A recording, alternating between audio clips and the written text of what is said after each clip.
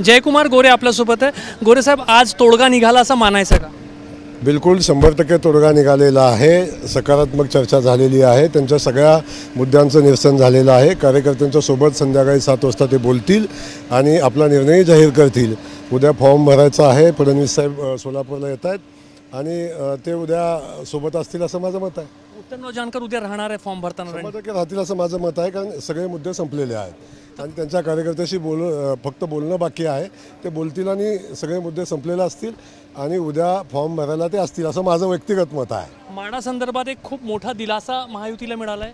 बिलकुल मोठा दिलासा मिळाल्याचा विषय नाही। हे आमच्यासोबतच जानकर साहेब होते आणि आपल्याला काल जो विषय येतो की 1 लाख मत 1 लाख मताचं लीड, हे जानकर साहेब पाठीमागच्या वेळी आमच्यासोबत राहिले म्हणूनच ते झालेली 1 लाखाचं लीड होतं। कारण विधानसभेची निवडणूक झाली त्या विधानसभेमध्ये जानकर साहेब फक्त 2,500 मतांनी पडलेले होते।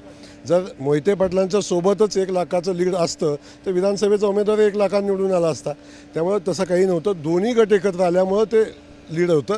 आता जानकर साहेब सोबत आहेत, लढाई काट्याची आहे। कॅमेरामॅन अतुल हिरडेसह रजत वशिष्ठ, ABP माझा, नागपूर।